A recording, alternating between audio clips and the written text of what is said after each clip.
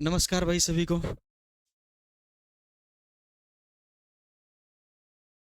सभी को नए साल की बहुत बहुत शुभकामनाएं। हाँ हाँ, बहुत देर बाद बोले हो थे। क्या पढ़ रहे थे? साइंस में कौन सा टॉपिक चल रहा था? मात्रक, मापन, मात्रक, मापन व मापक यंत्र, मापन व मापक यंत्र पढ़ रहे थे, जिसमें हमने सदिश और अदिश राशियों के बारे में पढ़ा था।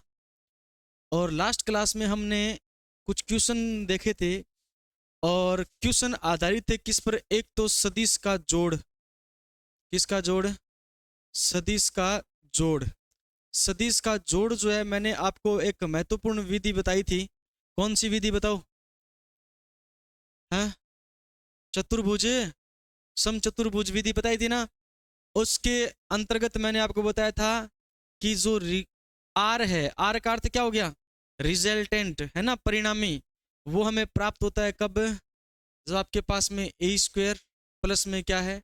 बी स्क्वायर, और प्लस में 2ab, यही तो था। और साथ में क्या है? Cos theta. यानी इससे आप जोड़ करोगे, सदिश का क्या करोगे? जोड़ करोगे। ठीक है। और एक हमने पढ़ा था सदिश का गुणनफल। क्या पढ़ा था? सदिश का गुणनफल, सदिश का गुणनफल। और सदिश का गुणनफल हमने दो प्रकार से देखा था। एक तो देखा था सदिश का अदिश गुणनफल, अदिश गुणनफल। और एक देखा था हमने सदिश का सदिश गुणनफल, सदिश का सदिश गुणनफल। और सदिश का सदिश गुणनफल जो है, अदिश गुणनफल है, इसमें हमने देखा था कि ए डॉट क्या होगा? बी होगा। ए डॉट क्या होगा? बी होगा। और डॉट प्रोडक्ट हटाओगे तो ए बी के साथ में क्या जुड़ेगा? हैं? साइन थीटा जुड़ेगा, कोस थीटा जुड़ेगा? कोस थीटा जुड़ेगा। ठीक है भाई, कोस थीटा। और हमने पढ़ा था जो ए क्रॉस बी होगा, इसका क्रॉस प्रोडक्ट हटाओगे तो हमने क्या पढ़ा? A B sine theta, A B sine theta. ये पढ़ लिया था। अब प्रश्न समझ में नहीं आए। ठीक है, प्रश्न समझ में नहीं आए। प्रश्न क्या था? पहला, 50 न्यूटन का बल एक्स एक्सिस पर 30 डिग्री के कोण पर काम कर रहा है। एक्स तथा वाई एक्स पर इसके मान ज्ञात करने आपको। ठीक है, एक्स और वाई एक्सिस तो पता है ना। ये तो होगी क्या? X axis. और ये हो गई है वाई एक्सिस। ठीक है, ये एक्स एक्सिस है और वाई एक्सिस है। इन दोनों पर याद रखना है, एक बल काम कर रहा है 50 न्यूटन का किसी वस्तु पर। कितने डिग्री कोण पर? तो हमने ये कोण माना कितने डिग्री का? 30 डिग्री का, इनके बीच में। ठीक है ना। आप इस एक्स एक्सिस के बीच में, मैंने ये कहा कि लंबवत है, तो ये कोण कितने डिग्री का होना चाहिए? 90 डिग्री का। चलो कोई बात नहीं, इसको थोड़ा सा और सही कर लेते हैं। हम कर लेते हैं इसको, डायग्राम को कुछ इस प्रकार से। ये हमारे पास में एक वाई एक्सिस, ये क्या है? X axis. इसको हमने बना दिया कितने डिग्री का? 30 डिग्री का, एक्स एक्सिस और वाई एक्सिस। ठीक है। और कितने न्यूटन बल काम कर रहा है? 50 न्यूटन बल काम कर रहा है। ठीक है। आप क्या काम करोगे? एक्स एक्सिस पर हमेशा मानोगे कोस थीटा। क्या मानोगे? कोस थीटा। ठीक है ना। और वाई एक्सिस पर हमेशा और हमेशा मानोगे क्या? Sine theta. क्या मानोगे? Sine theta. ठीक है ना। 50 न्यूटन जो आपको दे रखा है ना, 50 न्यूटन है, उसके साथ में साइन थीटा का आपको गुणा करना है। और उसके साथ साथ में याद रखना है 50 न्यूटन के साथ में आपको गुणा करना है कोस थीटा का। किसका करना है? कोस थीटा का। जब आपको इस प्रकार से प्रश्न दिया जाए कि किसी वस्तु पर 50 न्यूटन का बल एक्स एक्सिस पर, वाई एक्सिस पर लग रहा है, तो इसके सदिशों का आपको क्या करना है? वाई एक्स और एक्स एक्सिस पर क्या मान ज्ञात करना है। तो उस कंडीशन में एक्स एक्सिस पर हमेशा क्या मानना है? Cos theta. और वाई एक्सिस पर हमेशा क्या मानना है? साइन थीटा मानना है। अब आपको याद रखना है, कोस थीटा के साथ में 50 न्यूटन लिख दो, और साइन, आपके साइन थीटा के साथ में भी क्या लिख दो? 50 न्यूटन लिख दो। थीटा की जगह क्या मान लेना है? 30 डिग्री मान लेना है। कितना डिग्री मान लेना है? 30 डिग्री। तो 50 गुणा साइन 30 का मान कितना होता है? 1/2 होता है या 1/√2 होता है? 1/2 होता है। ये हमने लिखा 1/2 और 2 से कटेगा तो याद रखना वाई एक्सिस पर इसका मान कितना आ गया? 25 आ गया। वाई एक्सिस पे मान कितना आ जाएगा? 25 आ जाएगा। कोस थीटा है वो एक्स एक्सिस पे लग रहा है और कोस आपके 30 का मान कितना होगा? √3 कितना है? 2 है। 2 से कटे कितना आएगा? 25 और ये कितना हो जाएगा? 25 रूट कितना हो जाएगा? 3 हो जाएगा। 25√3 हो जाएगा। ठीक है। जब कभी भी ऐसा प्रश्न आए कि आपको कोई कोण दिया गया है और कोई बल का मान दिया गया है या फिर यहाँ पर किसी वेग का मान दे देते, यहाँ पर किसी त्वरण का मान दे देते, कुछ भी दे देते आपको, लेकिन आपको उसका मान पूछा है एक्स एक्सिस पर और वाई एक्सिस पर, तो हमेशा और हमेशा मान के चलना है इस मान के साथ में साइन थीटा रखना है और इस मान के साथ में कोस थीटा रखना है। साइन थीटा हमेशा कहाँ पर रखोगे? वाई एक्सिस पर लोगे और कोस थीटा हमेशा कहाँ पर लोगे? एक्स एक्सिस पर लोगे। बस थीटा का मान आपको दिया होगा, वो मान रखना है, मान रख करके आपको वैल्यू क्या करनी है? आपको हल करनी है। ठीक है। बाकी मैं फिर कह देता हूं आपको, प्रश्न हर बार जो उठा है वो इसी से उठा है। क्या है? ए स्क्वायर प्लस में क्या है? बी स्क्वायर और प्लस में क्या है? 2ab और क्या है? कोस थीटा है। इस पर प्रश्न आएगा तो क्या दिया जाएगा आपको? आपको दिया है किसी वस्तु पर जो बल है वो एक साइड से, मैंने ये कहा कि 5 न्यूटन का बल लग रहा है और एक दिशा में बल लग रहा है, वो लग रहा है 10 न्यूटन का। कितने न्यूटन का? 10 न्यूटन का लंबवत बल लग रहा है। इस प्रकार से एक वस्तु पर 5 न्यूटन का इस प्रकार से बल लग रहा है और 10 न्यूटन का इस प्रकार से बल लग रहा है, तो परिणामी बल कितना होगा? परिणामी बल कितना होगा? तो ए स्क्वायर प्लस में क्या है? बी स्क्वायर और प्लस में क्या है? 2ab कोस थीटा। ए की जगह रखा अपने 5 स्क्वायर, बी की जगह आपने रखा कितना स्क्वायर? कितना स्क्वायर? 10 स्क्वायर। ठीक है ना। A B cos theta. अब थीटा की जगह क्या लेना है? बल लग रहा है वो लंबवत लग रहा है और लंबवत लग रहा है तो थीटा कितने डिग्री का आ गया? 90 डिग्री का आ गया। 90 डिग्री का यहाँ पर मान रखो। कोस 90 का मान कितना होता है? 1 होता है। इसको वैल्यू को गुणा करोगे तो कितना आएगा? कितना आएगा? 5 दाए 50, 50 दुए 100 और 100 को 1 से गुणा करोगे कितना आ जाएगा? 0 होता है या 1 होता है? 0 होता है। ठीक है ना। यही मैं कंफ्यूज हो गया। ये जो आपने किया ये है 5 स्क्वायर और प्लस में कितना है? ये है आपका 10 स्क्वायर प्लस 2 गुणा 5 गुणा कितना है? 10 और कोस थीटा, थीटा का मान कितना रखा? 90 डिग्री। 90 का मान कितना होता है? 0। तो ये पूरी वैल्यू कितनी होगी? 0 होगी। ये कितना आ गया? ये कितना रूट हो गया? ये हो गया आपका 125 और 125 को 5 रूट कितना आ जाएगा? 5। ठीक है। तो परिणामी बल जो आपके पास में निकला है वो कितना है? 5√5। ठीक है। अभी तक जो प्रश्न उठे हैं वो प्रश्न आपके कहां पर, किस न्यूमेरिकल जो आपका उठा है वो इस फॉर्मूले से उठा है प्रश्न, जितनी भी बार एएलपी में प्रश्न आया है वो। ठीक है। हाँ ये न्यूटन है, ये भी न्यूटन है। ठीक है। तो कंफ्यूज नहीं होना है।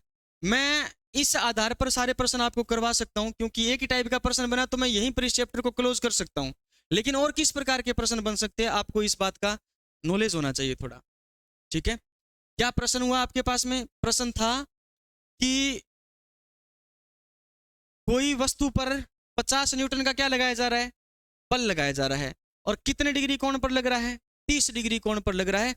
तो इस बल का वाई एक्सिस पर और एक्स एक्सिस पर कितना परिणाम प्राप्त होगा? एक्स एक्सिस पर क्या मानोगे? Cos theta. और वाई एक्सिस पर हमेशा क्या मानोगे? Sign theta. अब 50 के साथ में साइन थीटा का मान रखना है और 50 के साथ में किसका मान रखना है? कोस का मान रखना है। ठीक है। प्रश्न सेम टू सेम आपका आगे वाला ऐसा ही होगा, करके देखो आप। क्या प्रश्न है? कोई कार 80 किलोमीटर प्रति सेकंड से 45 डिग्री के कोण पर गति कर रही है। एक्स तथा वाई एक्सिस पर इसके मान ज्ञात करो। एक्स तथा वाई एक्सिस पर इसके मान ज्ञात करो।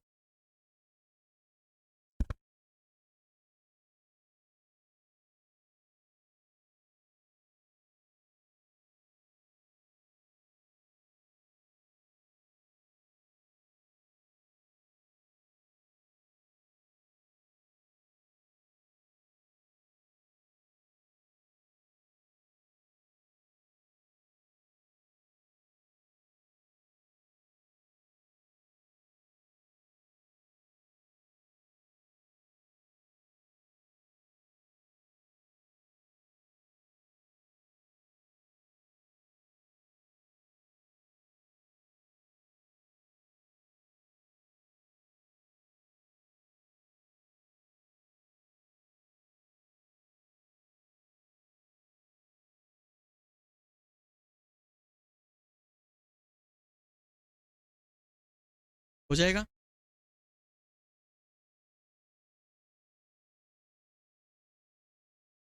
चालीस रूट दो, सेम ही है। अब सेम क्यों है पता है आपको? मान सेम है। मान क्या है? सेम है, समान है। अभी भी नहीं समझ आया तो देखो इधर क्या है कि कोई वस्तु है वो 80 किलोमीटर प्रति सेकंड के वेग से क्या है? गतिशील है। और एक्स एक्सिस और वाई एक्सिस के बीच में, उनके बीच में कोण कितने डिग्री का बन रहा है? कितने डिग्री का? 45 डिग्री का बन रहा है। देखो इधर ये है कि कोई वस्तु है यहां पर गति कर रही है और इसका कोण बन रहा है, वो बन रहा है 45 डिग्री का। कितने डिग्री का?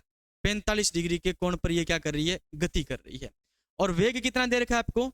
80 किलोमीटर प्रति सेकंड दे रखा है। 80 किलोमीटर प्रति सेकंड दे रखा है, दे रखा है। तो अब ये कह रहा है कि वाई एक्सिस में और एक्स एक्सिस में इसके मान आपको क्या क्या करने हैं? ज्ञात करने हैं। तो सीधी सी बात है, इस 80 के साथ में आप क्या रखना है आपको? 80 के साथ में एक बार तो क्या रखोगे? कोस थीटा, और एक बार क्या रखोगे? साइन थीटा, है ना। एक बार क्या रखोगे? कोस थीटा, और एक बार क्या रखोगे? Sine theta. 80 cos theta, theta कितने डिग्री का? 45 डिग्री। और 45 का मान कितना होता है? कोस 45 का मान होता है 80 गुना एक बटा क्या कर दिया आपने? रूट दो। क्या कर दिया आपने? रूट दो। और इसको आपने क्या कर दिया? 80 गुना 1 बाई क्या कर दिया आपने? रूट 2 कर दिया। यानी 45 का साइन 45 का मान और कोस 45 का मान दोनों का क्या होता है? 1/√2 होता है। होता नहीं होता? अब 80 को क्या लिख सकते हैं? 40 गुना 2 लिख सकते हैं। लिख सकते नहीं लिख सकते? 40 गुना 2, 80 को लिख सकते हैं 40 गुना 2, और अपॉन ये क्या है आपके पास में? 40 गुना 2, और गुणा में है 1 क्या है? √2। इसको √2 2 बार लिख सकते हैं। नहीं, इसको भी अपन √2 के रूप में लिख दें, तो इसको आपने √2 गुना क्या कर दिया आपने? 2 बार लिख दिया √2। यानी ये जो 2 है 40 गुना 2 है ना, इस 2 को आपने कितनी बार लिखा? √2 के बारे में लिखा, तो ये 2 से 2 क्या हो गया? कैंसिल हो गया। ये मान आपके पास में आ गया 40√2। इसी प्रकार ये आ जाएगा, कितना आ जाएगा? 40√2 आ जाएगा। ठीक है, कर लिया। तीसरा क्वेश्चन क्या है? तीसरा क्वेश्चन है आपके पास में दो सदिश का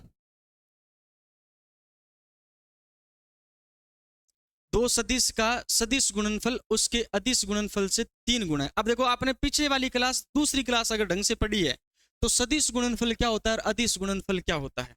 मैं ये कहूं कि आप मुझे ये बताओ, a गुणा b है ना, a गुणा b, और एक है आपके पास में a.b, इनमें से सदिश गुणनफल कौन सा है और अदिश गुणनफल कौन सा है? कौन सा वाला? कार्य का फॉर्मूला पढ़ा है आपने कभी?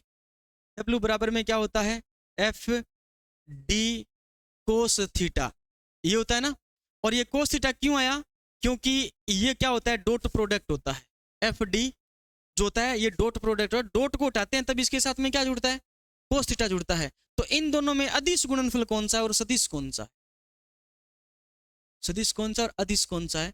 तो डॉट प्रोडक्ट जहां पर भी होगा ना, डॉट प्रोडक्ट जहां पर भी होगा वो हमेशा और हमेशा क्या होगा? अदिश गुणनफल होगा। क्या होगा?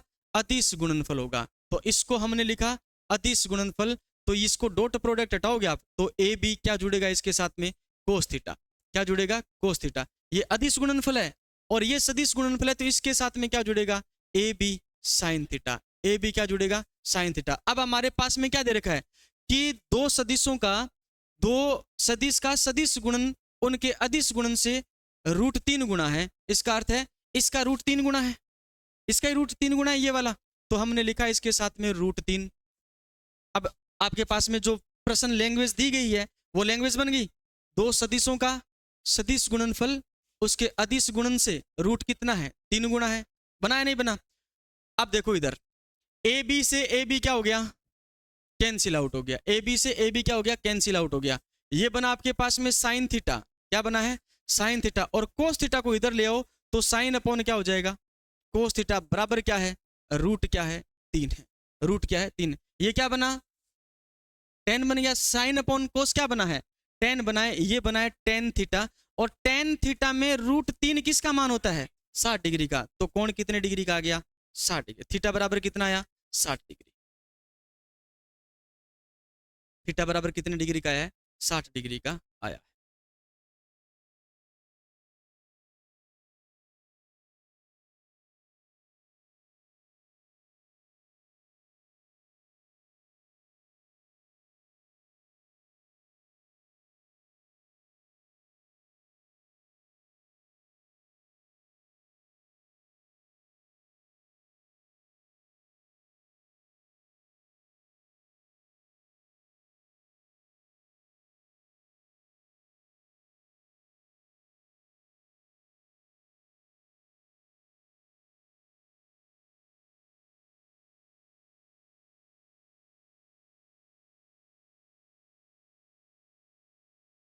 एक प्रश्न और करवाता हूं मैं आपसे।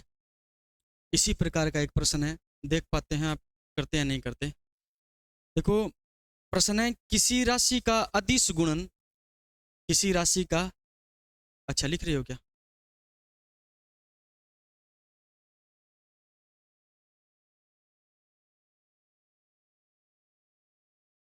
किसी राशि का अदिश गुणन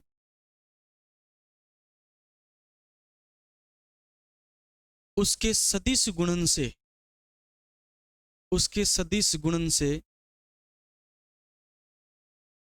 1/√3 गुणा है। 1/√3 गुणा है, √3 गुणा है। तो इनके बीच थीटा कितने डिग्री का होगा?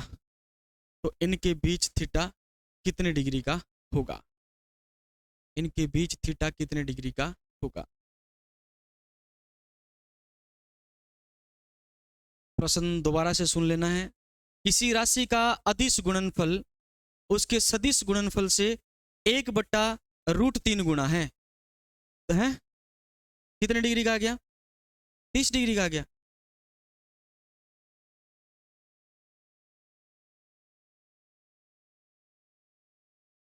पहले वाले प्रश्न की लैंग्वेज और इस वाले प्रश्न की लैंग्वेज में थोड़ा फर्क है।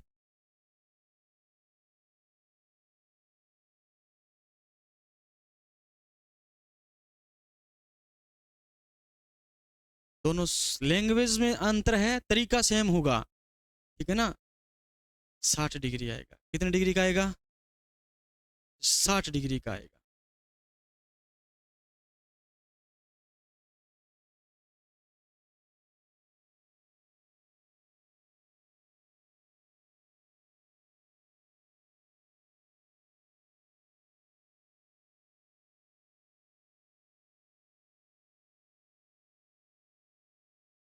किया आपने?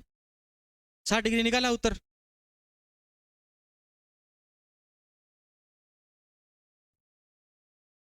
प्रश्न है आपके पास में, देखो ए गुणा क्या है? बी है, और बराबर में क्या है आपके पास में? ए डॉट क्या है? बी है, ठीक है। प्रश्न दिया है किसी राशि का अदिश गुणनफल, किसी राशि का अदिश गुणनफल उसके सदिश गुणन से 1/√3 है। इसका अर्थ है ये वाला इसका 1/√3 है, यही बात है ना। तो यहां पर क्या लिखोगे? 1/√3, और ए बी क्या जुड़ेगा बताओ? साइन थीटा, यानी क्रॉस प्रोडक्ट हटाओगे तो क्या जुड़ेगा? Sine theta. और यहां पर क्या जुड़ेगा? A B cos theta, A B cos theta, ठीक है ना। क्या कर सकते हो आप? इसको उधर ले जाओ, ये बना आपके पास में ए बी साइन थीटा, और बराबर में क्या है? ए बी कोस थीटा, और क्या बन गया? √3 बन गया, ठीक है। ए बी से ए बी क्या हो गया? कैंसिल हो गया। और साइन थीटा अपॉन क्या बना? कोस थीटा, बराबर में क्या है? √3 है। साइन अपॉन कोस क्या है? tan है ना। tan कितने डिग्री का मान √3 होता है? कितने डिग्री का मान? 60 डिग्री का, है ना। तो tan कितना आया? tan 60 डिग्री बराबर क्या होता है? √3 होता है। हो जाएगा? हाँ,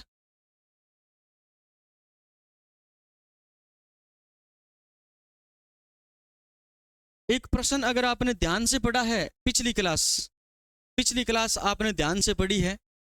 चलो मैं थोड़ा सा पहला हिंट दे देता हूं आपको। मैंने आपको पढ़ाया था आई कैप, जे कैप और के कैप, पढ़ाया था ना। पढ़ाया था।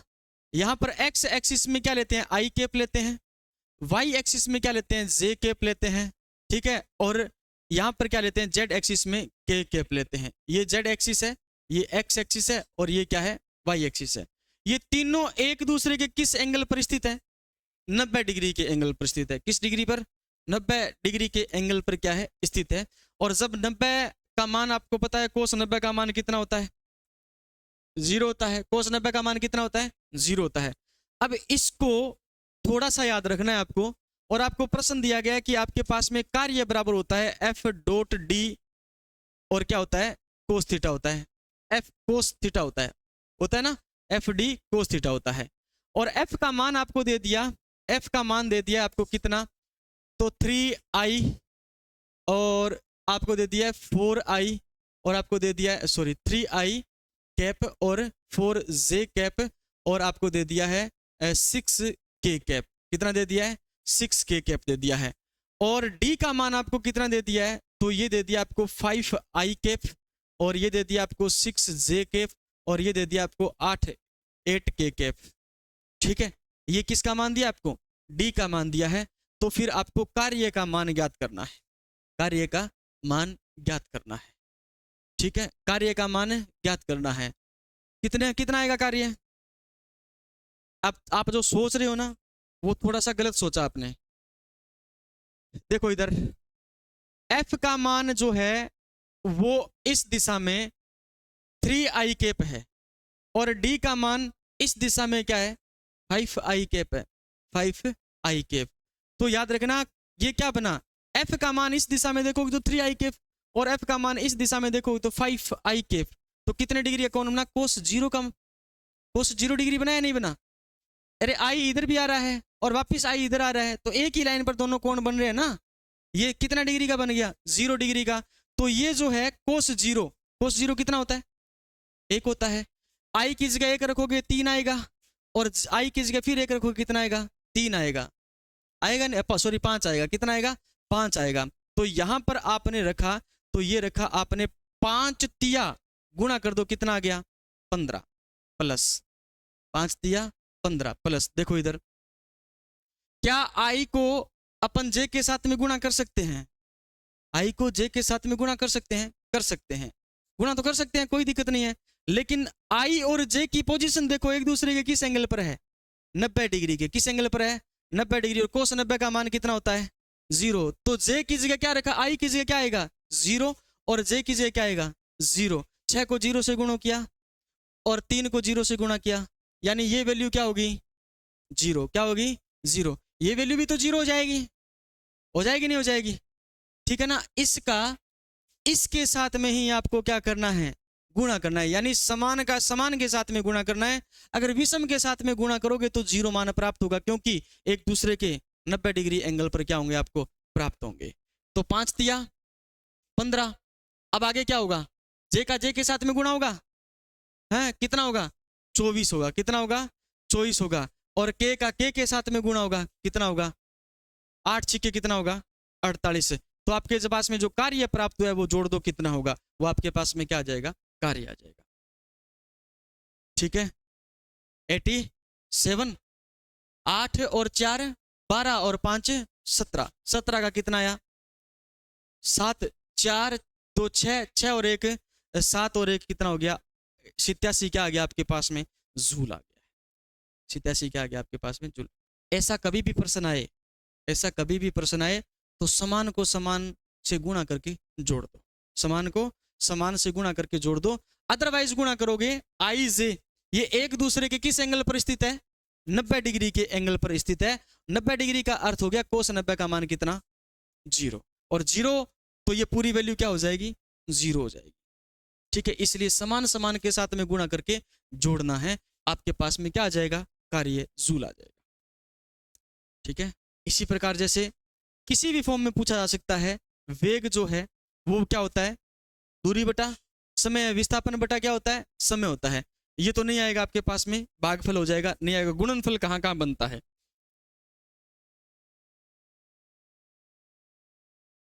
लैंग्वेज बना करके ये देगा कि यदि बल का मान, यदि बल का मान 3i केप, 4j केप और 6k केप है।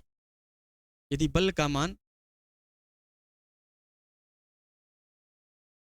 ठीक है, 4j और 6k केप है, तथा तथा वस्तु में विस्थापन, वस्तु में विस्थापन 5i, 6j और 8k केप है।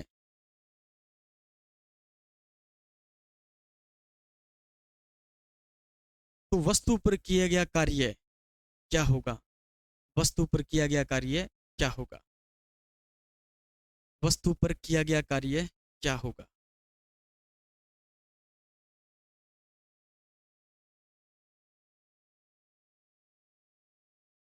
वस्तु पर किया गया कार्य क्या होगा? एफ का मान रखना है आपको इसकी जगह, और डी का मान रखना है आपको इसकी जगह। फिर दोनों को एक दूसरे के गुणा में लेके आना है, दोनों को एक दूसरे के गुणा में लेके आना है। तो गुणा उसका ही करोगे आप जो एक दूसरे के क्या है, समान है। विपरीत है, वहां पर थीटा 90 डिग्री होते ही वैल्यू क्या हो जाएगी, 0 हो जाएगी। हाँ, कार्य जूल में आएगा। किस में आएगा? जूल में ही आएगा।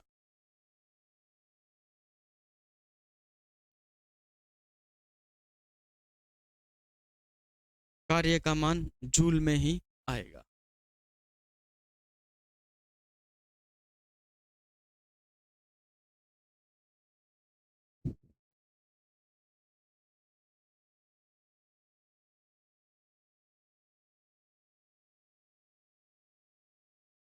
कर सकते हो क्या प्रश्न? हैं, हो जाएंगे। अब कोई दिक्कत आ रही है? एक प्रश्न और दूं?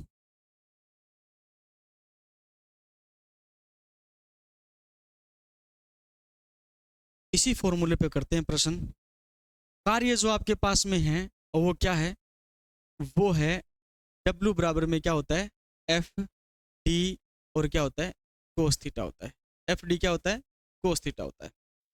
यदि एफ का मान आपको कितना दे दिया, एफ का मान दे दिया आपको 8i केफ, 8i केफ, और ये दे दिया आपको 6j केफ, और ये दे दिया आपको 9k केफ, 9k केफ, तथा डी का मान आपको दे दिया कितना, ये दे दिया आपको 9i केफ, और दे दिया आपको 8j केफ, और ये दे दिया आपको 6k केफ। तो फिर आपको कार्य का मान ज्ञात करना है, कार्य का मान ज्ञात करना है, कार्य का मान ज्ञात करना है।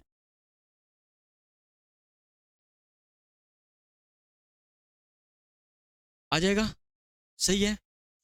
लैंग्वेज यही दी जाएगी, किसी वस्तु पर आरोपित बल का मान ये है। कौन कौन सा? 8i, 6j और 9k केप है। किसी वस्तु पर आरोपित बल का मान ये है। वस्तु में विस्थापन जो है वो 9i, 8j और 6k केप हो रहा है। तो वस्तु पर बल द्वारा जो किया गया कार्य है वो कितना होगा, वस्तु पर बल द्वारा किया गया कार्य कितना होगा। ठीक है, लिख लोगे, बता दोगे ना? हाँ। नेक्स्ट अपन बात करते हैं, ये पहला जो आपने भौतिक राशियों का वर्गीकरण पढ़ा है, कौन सा, किसके आधार पर है? समांतर चतुर्भुज तो नियम है, एक जोड़ का नियम है ना? आपने पढ़ा है दिशा और परिमाण के आधार पर भौतिक राशियां, पढ़ा है ना? दिशा और परिमाण के आधार पर भौतिक राशियां। दूसरा वर्गीकरण कौन सा बच गया?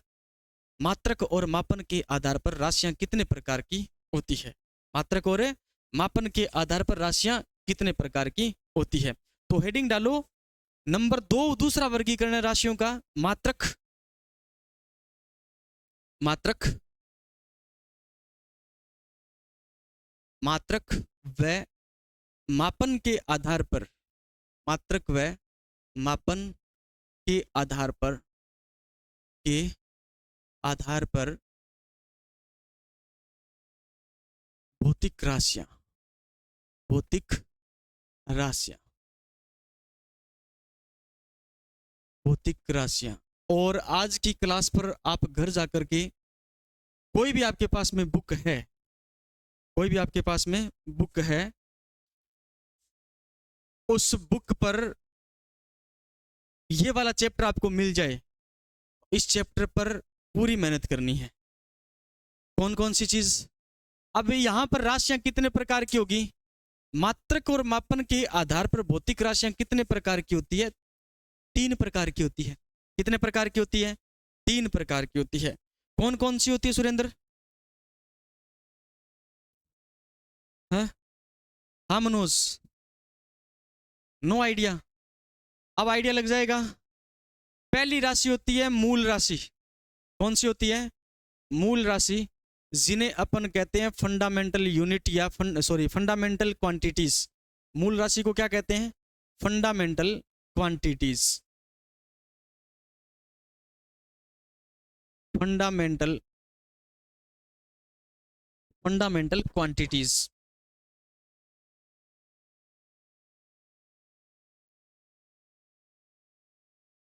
पीछे सारे एग्जाम पेपर उठा के देख लेना आप,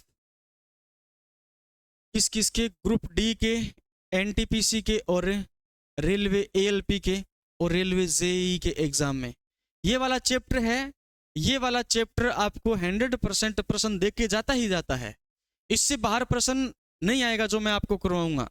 ठीक है, तो आपको इस चैप्टर को सीखते हुए तो चलना है, साथ साथ में समझते हुए और किस प्रकार से आप इस चैप्टर को पढ़ा सकते हो वो भी आपको देख के चलना है। फंडामेंटल मूल राशि क्या होती है? मूल राशि क्या होती है? मूल राशि अपने आप में स्वतंत्र राशियां हैं। मूल राशि क्या है भाई? स्वतंत्र राशियां, यानी ऐसी राशियां जिनको उत्पन्न करवाने के लिए हमें किसी अन्य राशियों की जरूरत नहीं होती। ठीक है, ये मूल राशियां आप कोई सी भी राशि पढ़ लो उनमें पाई पाई जाएगी। ये स्वतंत्र होती है और इनकी उत्पत्ति के लिए आपको किसी अन्य राशि की आवश्यकता नहीं पड़ती। इनकी संख्या होती है 7। कितनी होती है? 7। समझ में आ गई बात? अब इनकी सहायता से आप अन्य प्रकार की राशियों को क्या करवा सकते हो? उत्पन्न करवा सकते हो, लेकिन ये खुद क्या होगी? स्वतंत्र होगी। ये किसी अन्य राशि की सहायता से उत्पन्न नहीं करवाई जा सकती। ठीक है, जैसे आप लिखोगे इसके अंदर, क्या लिखोगे? वे भौतिक राशियां जो जिनकी उत्पत्ति स्वतंत्र होती है। वे भौतिक राशियां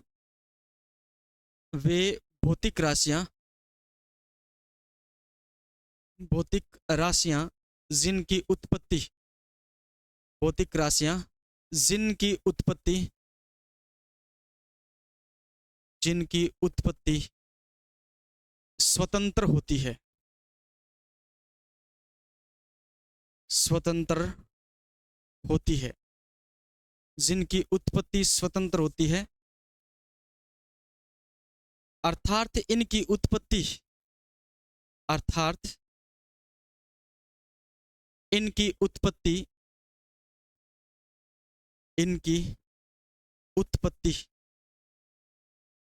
अन्य भौतिक राशियों पर निर्भर नहीं करती।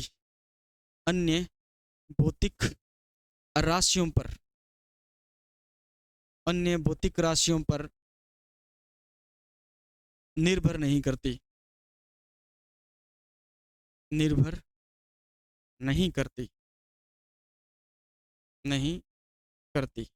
क्या कहलाएगी? मूल राशि कहलाएगी। इनकी संख्या 7 होती है। इनकी संख्या 7 होती है। 7 होती है। इनकी संख्या 7 होती है। कौन कौन सी होती है? सबसे पहले बात करोगे लंबाई, है ना? मैं इस साइड लिख रहा हूं। सबसे पहली बात करोगे आप किसकी? लंबाई की। अब लंबाई को उत्पन्न करवाने के लिए आपको किसी अन्य राशि की जरूरत पड़ी? नहीं पड़ी। लंबाई तो लंबाई होती है। लंबाई तो क्या होती है? लंबाई होती है। ठीक है ना? सबसे पहले याद रखना है लंबाई। लंबाई एक प्रकार की मूल राशि है। उसके बाद में याद रखना है समय। समय एक प्रकार की मूल राशि है। उसके बाद में याद रखना है आपको ताप। ताप एक प्रकार की मूल राशि है। उसके बाद में याद रखना है द्रव्यमान। द्रव्यमान एक प्रकार की कैसी राशि है? मूल राशि है, ठीक है ना। लंबाई है, समय है, ताप है, द्रव्यमान है और विद्युत धारा। विद्युत धारा क्या है? एक मूल राशि है। विद्युत धारा एक प्रकार की क्या है? मूल राशि है। ज्योति तीव्रता क्या है? ज्योति तीव्रता एक प्रकार की मूल राशि है। ज्योति तीव्रता एक प्रकार की मूल राशि है। और इसके साथ साथ में मूल राशि में आप याद रखना है पदार्थ की मात्रा। पदार्थ की मात्रा, पदार्थ की मात्रा एक प्रकार की कैसी राशि है भाई? मूल राशि है। पदार्थ की मात्रा एक प्रकार की कैसी राशि है? मूल राशि है। आपसे ये कहा जाए लंबाई का मात्रक क्या होता है भाई? लंबाई का मात्रक क्या होता है? तो आप कहोगे मीटर। क्या होता है? मीटर।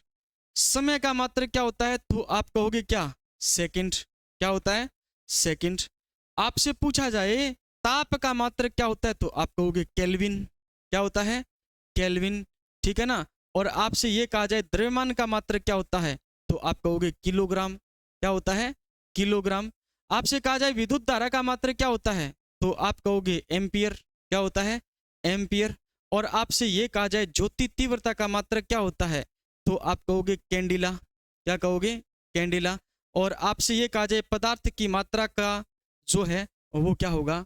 मोल होगा। क्या होगा? मोल होगा। समझ में आ गई बात? साथ ही मूल राशि और साथ ही मूल मात्रक। साथ ही मूल राशि और साथ ही क्या है? मूल मात्रक है। प्रश्न बनता है निम्न में से कौन सी एक मूल राशि है? कौन सी एक मूल राशि है? या प्रश्न बनता है निम्न में से कौन सा एक मूल मात्रक नहीं है या मूल मात्रक है? समझ में आ गई बात? तो ये क्या है आपके पास में? मूल मात्रक है। और ये क्या है आपके पास में? मूल राशि है। ठीक है, तो मूल राशि कितनी? 7। सबसे पहले लंबाई दूसरा, समय तीसरा, ताप चौथा, फिर ज्योति तीव्रता। ज्योति तीव्रता क्या होती है पता है? ज्योति तीव्रता क्या होती है? अब मैं ये कहूं लाइट जल रही है, ज्योति तीव्रता है। लाइट की चमक जो है वो क्या है? ज्योति तीव्रता है। ये अधिक प्रकाश दे रही है तो अधिक ज्योति तीव्रता है, और कम प्रकाश दे रही है तो कम क्या है? ज्योति तीव्रता है। समझ में आ गई बात? इसी प्रकार क्या है? पदार्थ की मात्रा। ये मार्कर है, किसी न किसी पदार्थ से मिलकर बना है। उस पदार्थ की इसमें कितनी मात्रा है वो क्या कहलाएगी? पदार्थ की मात्रा, जिसका मात्रक क्या होता है? मोल। ये फिजिक्स में काम नहीं आएगा। किस में काम आएगा? केमिस्ट्री में काम आएगा। फिजिक्स में काम नहीं आएगा, केमिस्ट्री में काम आएगा। अब जो भी आपके पास में पदार्थ है ना, जो भी आपके पास में पदार्थ है उसके अंदर ये सारी 7 की 7 क्या है? उपस्थित है। ठीक है ना। कोई भी पदार्थ होगा आपके पास में वो इन 7 के बिना काम ही नहीं करेगा। ठीक है। अब इनके सहायता से अपन जो राशियां उत्पन्न करेंगे वो राशियां कहलाएगी व्युत्पन्न राशियां। और उनकी क्या होगी? विमा होगा, और उनका क्या होगा? मात्रक होगा। उनकी क्या होगी? विमा, और उनका क्या होगा? मात्रक। तो अब जो आप चैप्टर यहां से समझ रहे हो ना, इसके लिए आपके पास में जो भी बुक है, मात्रक, विमा, जो भी बुक है आपके पास में, उस बुक में जितने भी मात्रक पर क्वेश्चन बने हैं, जितने भी क्वेश्चन बने हैं विमेय सूत्र पर, वो सारे आपको याद होने चाहिए।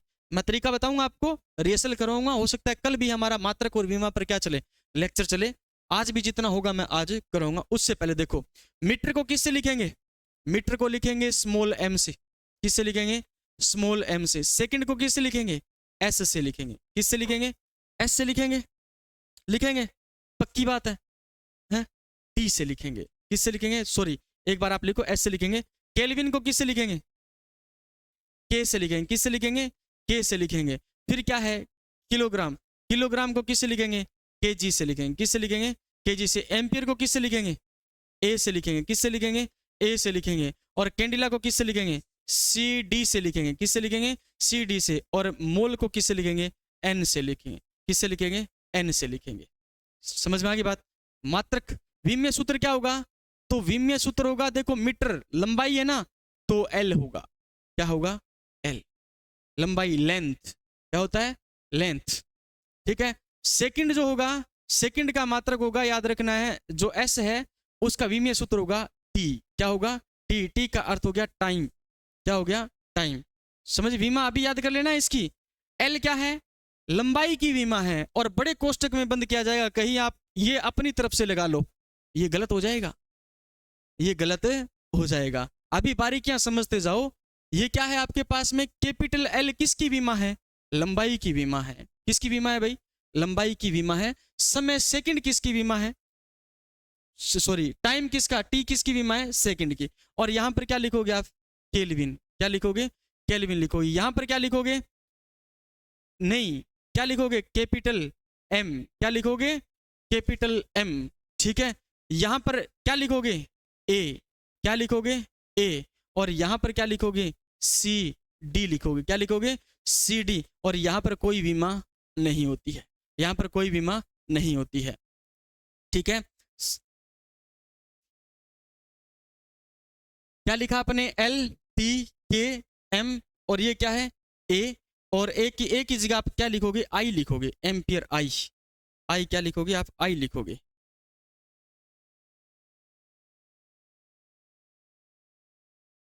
यहां पर लिखो आई, बीमा है आई।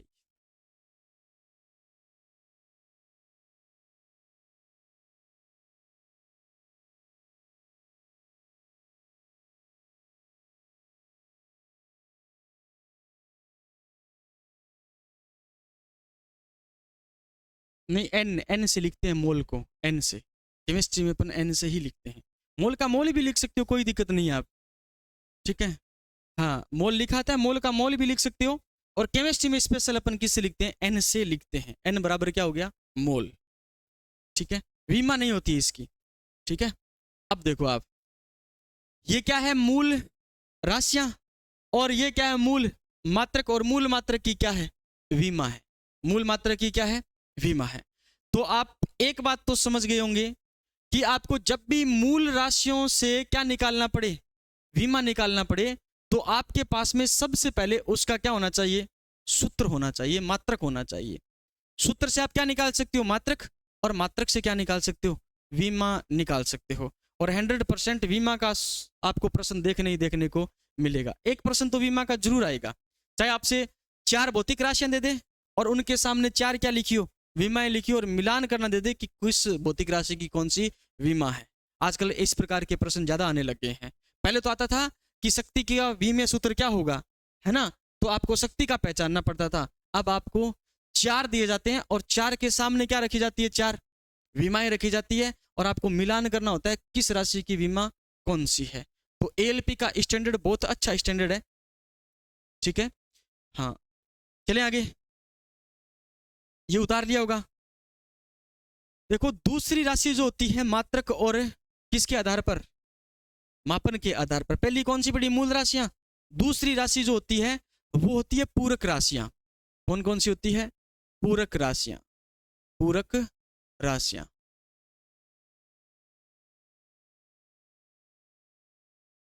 पूरक राशियां। पूरक राशियों को अपन कहते हैं supplementary unit, supplementary quantities, supplementary quantities.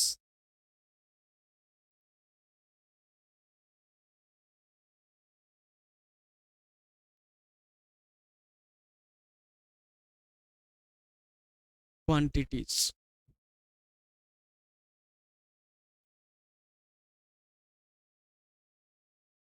समझ तो आ रहा है ना भाई, लग रहा है ऐसे कि अपन पर्सनल बैच में बैठे हैं, पूरी फीलिंग आ रही है? ऐसा तो नहीं है कि जल्दी जल्दी चल रहे हैं, नहीं चल रहे ना। हाँ, कोचिंग में तो अब तक, कोचिंग में तो अब तक कंप्लीट था चैप्टर ना। मैं मात्रक और विमा और निकाल नहीं सिखाऊंगा आपको, टेंशन मत लो। है, हाँ टाइम लगे वो, मैं यहाँ कौन क्यों टाइम कौन लगे, टाइम लगे वो जरूर लगे वो टाइम, लेकिन जगह दिन थे पूरी पढ़ के निकलोगा नहीं। भी दिन थे यहाँ कहोगा हाँ गुरुजी मैं 60% 70% पर्सन बिना मेहनत के ही कर सका। ठीक है, और 60-70% जो बिना मेहनत के कर सको थे, थोड़ी सी दब के मेहनत करोगा तो ते पर्सन 90 भी करिया होगा। है? देखो पूरक राशियां, सप्लीमेंट्री क्वांटिटीज क्या होती है।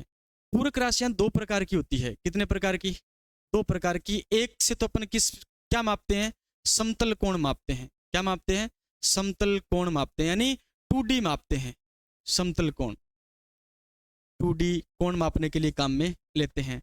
और समतल कोण को मापने के लिए अपन राशि जो काम लेते हैं जिसे कहते हैं रेडियन। क्या कहते हैं भाई? रेडियन कहते हैं। जैसे मैंने ये कहा कि आपके पास में ये वृत्त है और वृत्त 2D है ना, ये वृत्त 2D आकृति है, 3D तो नहीं है, 2D आकृति है। ये केंद्र से क्या है? केंद्र से क्या है?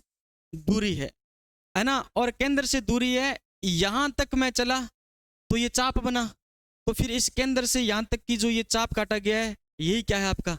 रेडियन है। यही क्या है आपका? रेडियन है ना। तो यहां पर जो आपको दर्शाया जाता है वो किसके द्वारा दर्शाया जाता है? रेडियन के द्वारा दर्शाया जाता है। और एक वर्त को यहां से लेकर के यहां तक पूरा कितना रेडियन बन गया? 1 रेडियन बन गया। और 1 रेडियन बराबर 360 डिग्री। कितना होता है? 360 डिग्री होता है। 360 डिग्री होता है। 1 रेडियन बराबर 360 डिग्री होता है। 2 पाई रेडियन बराबर 360 डिग्री होता है। 2 पाई रेडियन बराबर क्या होता है? 360 डिग्री होता है। देखो इधर रेडियन हो गया ये। तो आपसे ये कहा जाए कि प्रत जो आपका जो वृत्त है वो 2 पाई होता है, और 2 पाई रेडियन बराबर कितने डिग्री होता है? तो आप कहोगे 2 पाई रेडियन बराबर होता है 360 डिग्री। कितना होता है? 360 डिग्री होता है। 2 पाई रेडियन है, ठीक है, 360 डिग्री। तो 1 पाई रेडियन बराबर क्या होगा? 1 पाई रेडियन बराबर क्या होगा? 1 पाई रेडियन बराबर होगा 360 बटा कितना? 360 बटा कितना? तो है ना, कितना आ गया?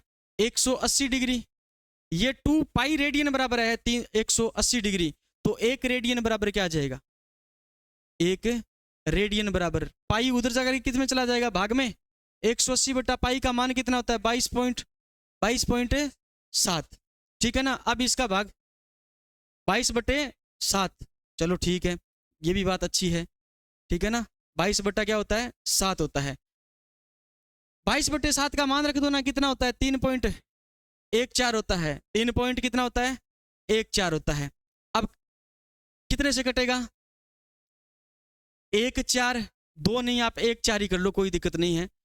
ये हटाओगे आप पॉइंट तो ऊपर कितने जीरो लगेंगे? 2 जीरो लगेंगे। 314 का 18,000 में भाग दोगे कितना आएगा?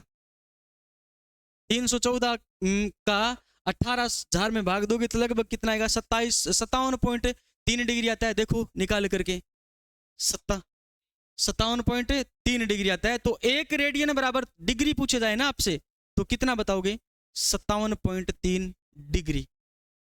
3 डिग्री, ठीक है। देखो इधर ये वर्त था, और वर्त जो है वो ये मानो कि एक पूरा चक्कर 2 पाई रेडियन होता है। कितना रेडियन होता है? 2 पाई रेडियन। और 2 पाई रेडियन कितने के बराबर होता है? 360 डिग्री के होता है। 360 डिग्री के। 1 पाई रेडियन बराबर तो 360 बटा कितना? 2, कितना आ जाएगा? 180 डिग्री। तो 1 रेडियन बराबर, तो पाई को उधर ले जाओ भाग में, कितना आ जाएगा? 57.3 डिग्री, है ना। ये बात आपको याद रखनी है भाई, है।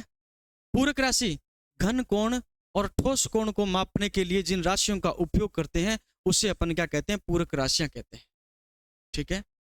घन कोण व ठोस कोण, सॉरी, घन कोण व समतल कोण को मापने के लिए, घन कोण व समतल कोण को मापने के लिए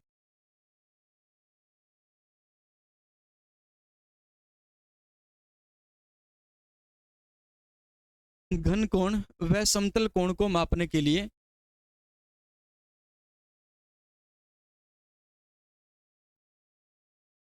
जिन राशियों का उपयोग करते हैं, घन कोण व समतल कोण को मापने के लिए जिन राशियों का उपयोग करते हैं, पूरक राशियां कहलाती है। पूरक राशियां कहलाती है,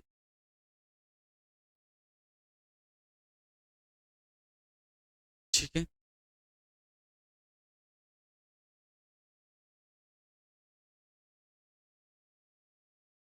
समतल कोण को मापने के लिए किसका काम में लेते हैं? रेडियन को काम में लेते हैं। किसको काम में लेते हैं? रेडियन को। अब मैं ये पूछूं आपसे, बताओ रेडियन का मात्रक क्या होगा? कुछ नहीं है। मात्रक नहीं है तो विमा भी नहीं है। मात्रक नहीं है तो विमा भी नहीं है। बताओ यहां पर कोई मात्रक आया आपके पास में? नहीं आया, है ना। तो रेडियन याद रखना क्या है? विमाहीन राशि है, मात्रकहीन राशि है? विमाहीन, विमाहीन व मात्रकहीन, मात्रकहीन राशि, विमाहीन व मात्रकहीन राशि है।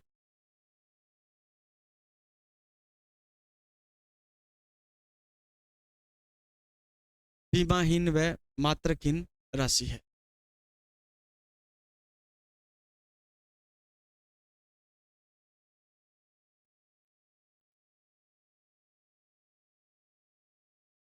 चलें आगे। दूसरी राशि है पूरक राशियों में, वो लिखो आप घन कोण को मापने के लिए, है ना, घन कोण या ठोस कोण। दूसरी राशि घन कोण, घन कोण या ठोस कोण। ठोस कोण को मापने के लिए काम में लेते हैं अपन किसको? स्टेरेडियन को। किसको?